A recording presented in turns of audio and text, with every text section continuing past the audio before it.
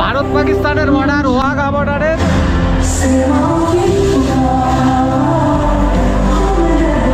Hindustan Vande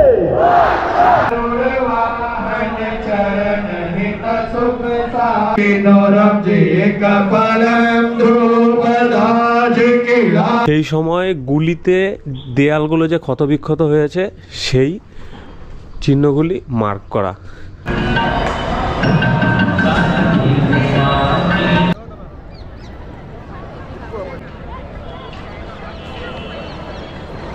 hello friends, welcome back my new video. তো আপনারা কেমন আছেন সবাই? আশা করি সকলে ভালো আছেন। তো আমি এখন আছি অমৃতসরে। তো অমৃতসর ভ্রমণের নতুন একটি ভিডিও নিয়ে আবার চলে এলাম আমি অনয়।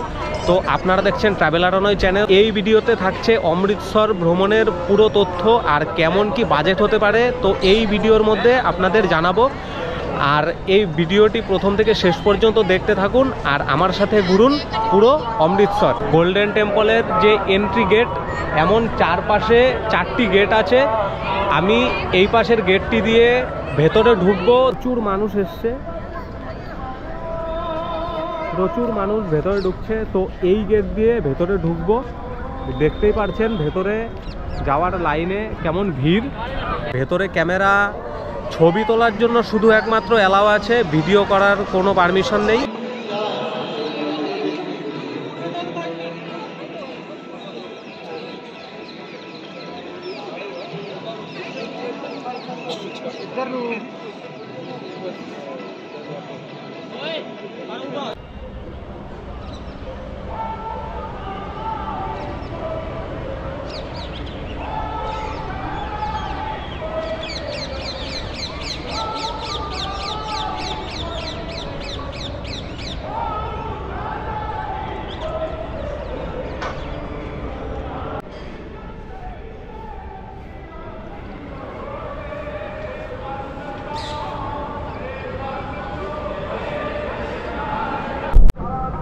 তো এইমাত্র গোল্ডেন টেম্পল ভেতর থেকে দর্শন করে এই মাত্র বাইরে বেরোলাম। ভেতরে ঘুরে আসলাম। একটি বড় জলাশয়, জলাশয়ের মাঝখানে গোল্ডেন টেম্পলটি অবস্থিত।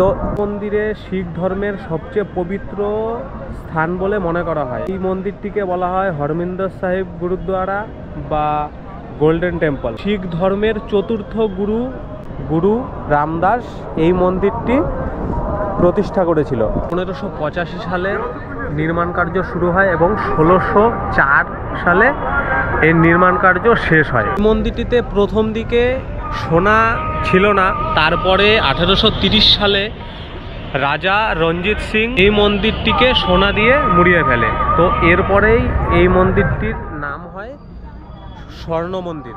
আগে এটিকে হরমিন্দর সাহিব গুরুদ্বারা নামে বেশি জানা যেত। তো এই ছিল স্বর্ণ মন্দিরের ভিডিও।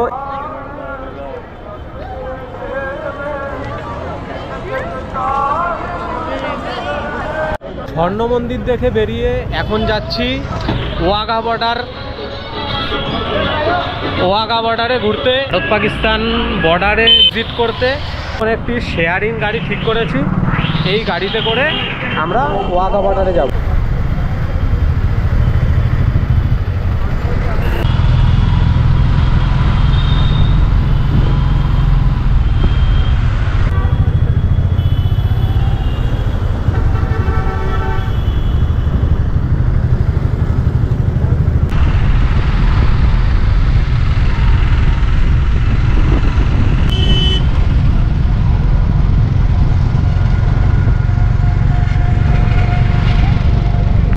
তো গোল্ডেন টেম্পলের বাইরে থেকে প্রায় 1 ঘন্টা অটো জার্নি করে পৌঁছে গেলাম ওয়াঘা বর্ডার বা আটারি বর্ডারে।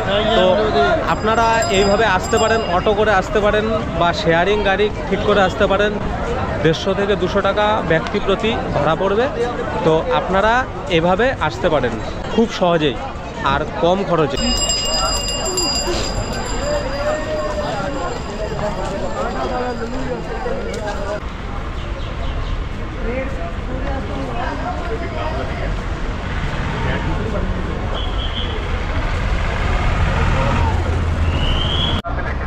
दर्शन, 4-5 दर्शन, हल्दी वाले दर्शन, कर्मा दर्शन এই ওয়াঘা বর্ডারে আসলে আপনারা যত আগে পারবেন তত তাড়াতাড়ি আসবেন, কারণ যত দেরি করবেন তত ভিড়টা বেশি হয়ে যাবে। যত তাড়াতাড়ি আসবেন তো আপনারা সিটটা তত কাছে পাওয়ার চান্স থাকবে। তো সেই কারণে একটু আগে আসার চেষ্টা করবেন।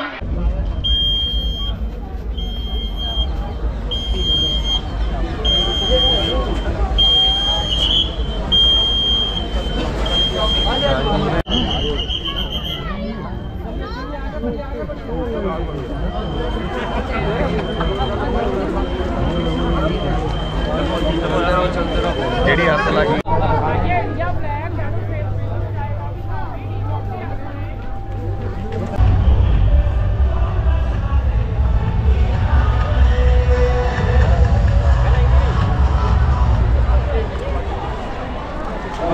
এখানে একটি বড় স্ক্রিনের মধ্যে যেসব হচ্ছে ভেতরে সেই সব বাইরে লাইভ টেলিকাস্ট করা হচ্ছে। এখানে ভেতরে ঢুকতে কোনো রকম টাকা লাগে না, একদম বিনামূল্যে এখানে আপনারা আসতে পারেন। চলে এলাম ভারত পাকিস্তানের বর্ডার ওয়াঘা বর্ডারে। এই যে ওয়াঘা বর্ডারের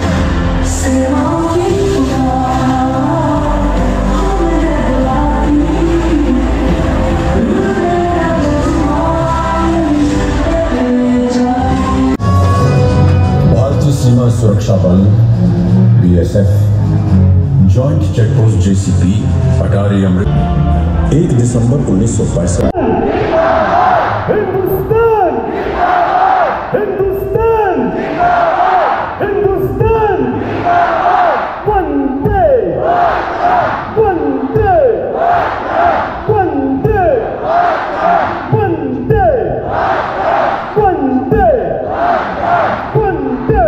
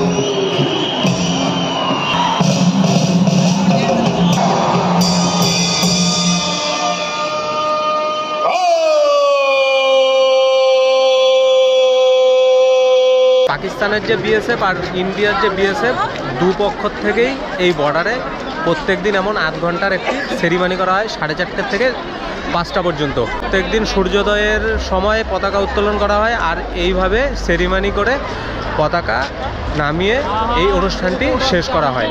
আপনারাও পাঞ্জাব ঘুরতে আসলে অবশ্যই এই ওয়াঘা বর্ডারের সেরিমানিটি দেখতে আসবেন, কারণ এখানে আসলে আপনার খুবই ভালো লাগবে এই অনুষ্ঠানটি দেখে। আর আধ ঘন্টার এই প্রোগ্রাম হয়, প্রোগ্রামটি খুব ভালো লাগবে। তো 5টার সময় 4:30 থেকে শুরু হয়, 5টার সময় শেষ হয়। তারপরে আপনাকে এসে তাড়াতাড়ি অটোতে যেতে হবে।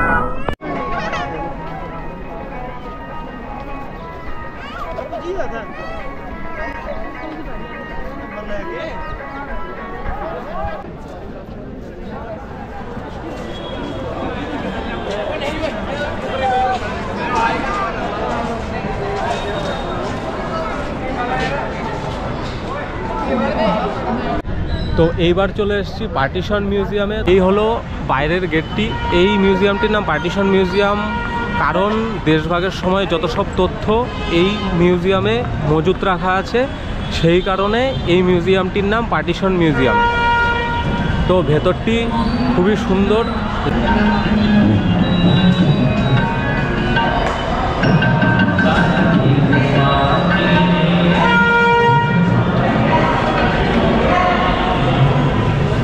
এরিয়াটি খুব বড়, দেখতে পাচ্ছেন।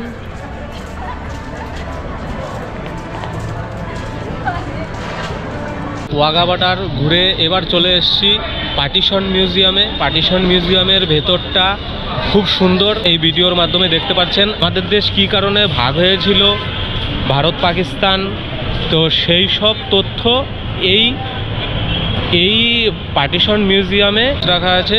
একটি বড় মিউজিয়াম, ভেতরে ভিডিও ছবি করা অ্যালাউ নেই, সেই কারণে আপনাদের দেখাতে পারলাম না। আর এই মিউজিয়ামটি খুব ভালো লাগবে এসে ঘুরে।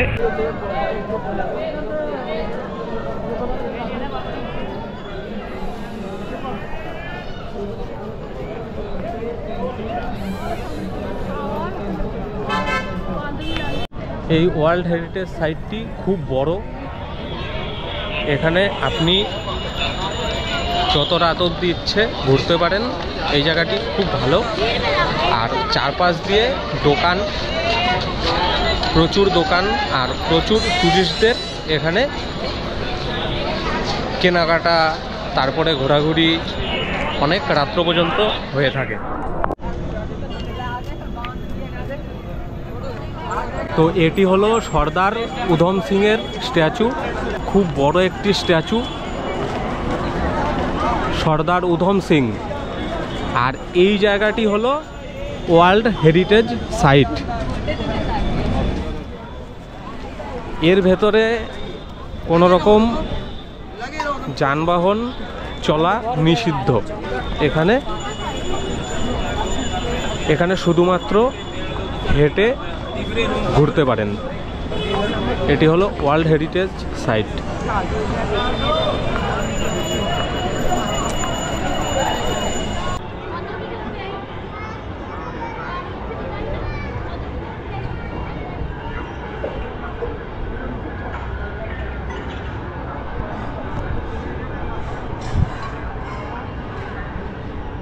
এই জায়গাটি খুব সুন্দর।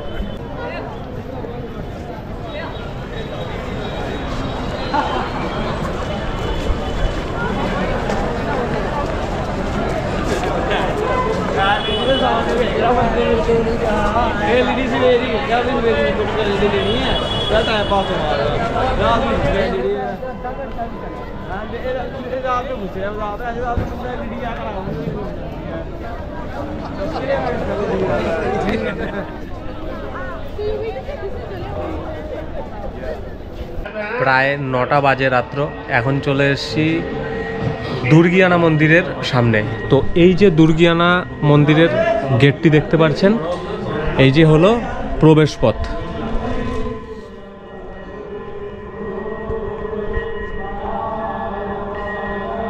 দারুণ ভিউ। এটাও অনেকটা স্বর্ণ মন্দিরের মতো দেখতে। চারপাশে জলাশয় আর মাঝখানে মন্দিরটি, ওপরটা গোল্ডেন কালার স্বর্ণ মন্দিরের মতো।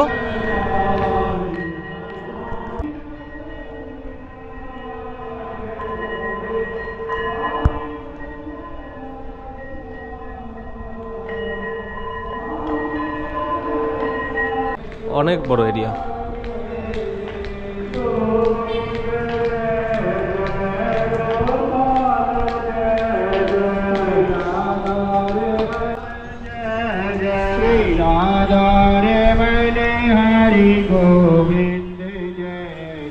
এই যে দুর্গিয়ানা মন্দিরে যাওয়ার, যে বিগ্রহ মন্দিরে যে যাওয়ার মেন প্রবেশ পথ।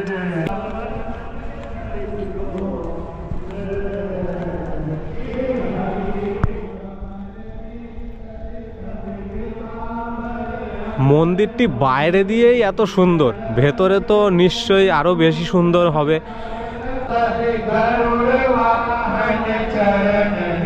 सुख सागर करत गिरल कलो মন্দিরটি খুব উঁচু, খুব বড়।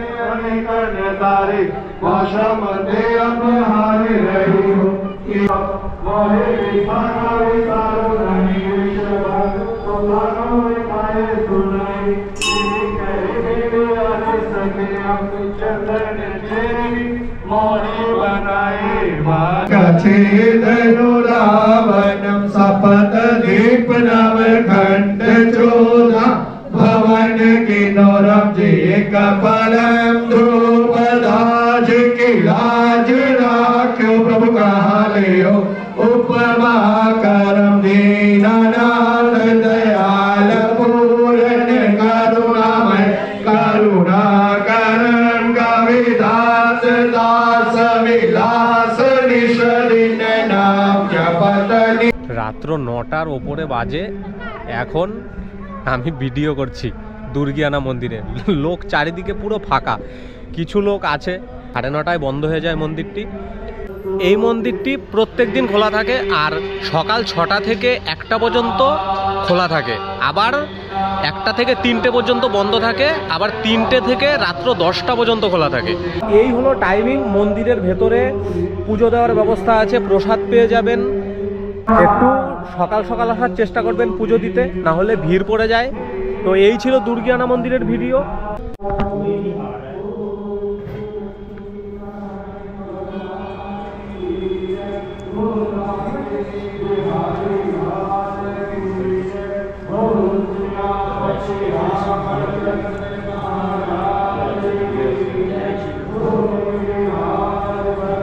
অমৃতসর ভ্রমণে আপনারা অবশ্যই আসতে পারেন।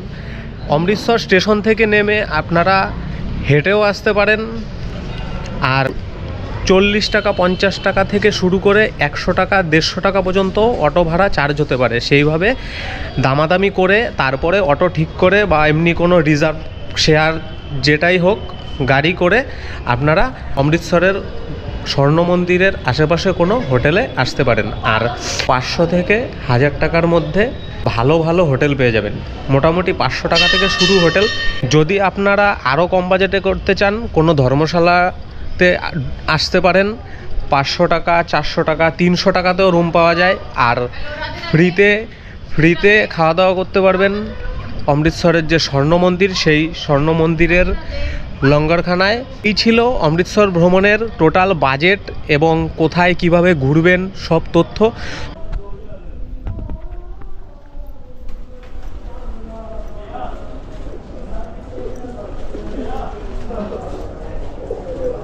এখন চলে এসেছি জালিয়ানওয়ালাবাগে। তো 1919 সালের 13 এপ্রিল যে জেনারেল ডায়ারের নেতৃত্বে এই অমৃতসরে যে বিপ্লবীদের ওপরে আক্রমণ করা হয়েছিল, সেই জায়গা।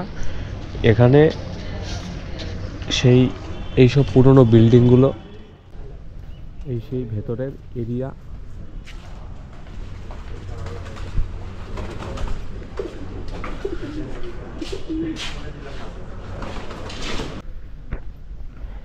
এখন সকাল প্রায় 7:30 8টা বাজে। প্রচণ্ড কুয়াশা। জায়গাটি খুব সুন্দর।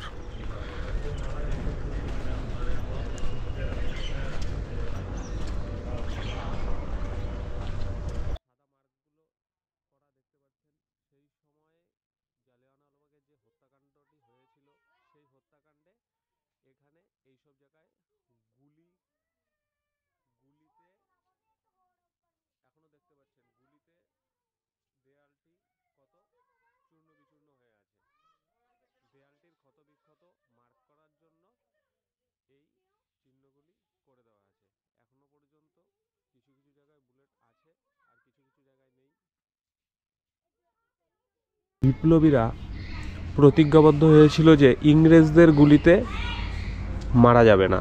তো সেই কারণে তারা এই কুয়োতে ঝাঁপ মেরে আত্মহত্যা করেছিল। কুয়োটি প্রচণ্ড বড় আর অনেক পুরনো। সেই সময়কার কুয়ো দেখেই, দেয়ালগুলো দেখেই বুঝতে পারছেন।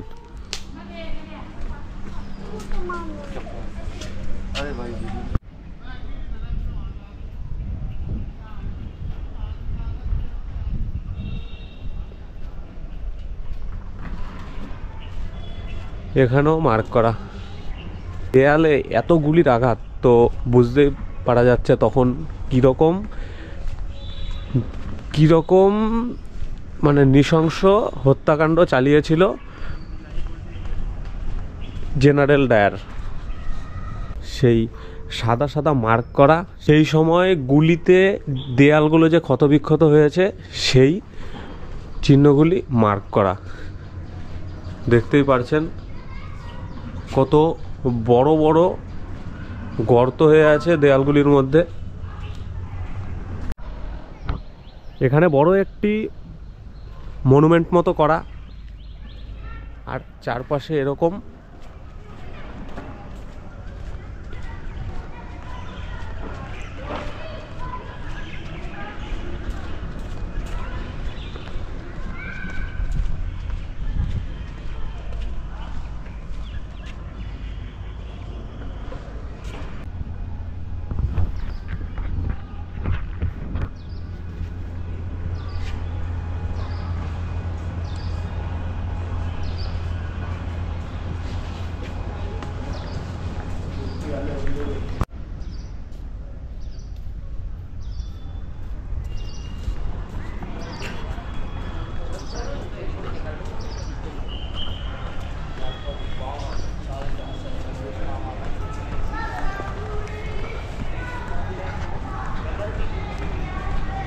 জালিয়ানওয়ালাবাগে সকাল 9টা থেকে বিকাল 5টা পর্যন্ত একটি মিউজিয়াম খোলা থাকে দেখার জন্য, আর 6টা থেকে রাত্র 8টা পর্যন্ত একটি লাইট শো হয়।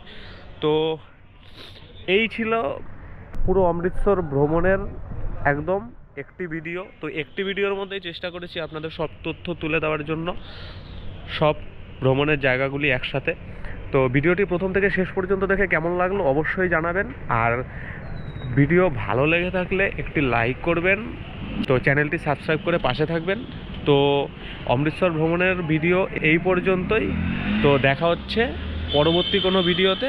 তো আপাতত টাটা, ভালো থাকবেন।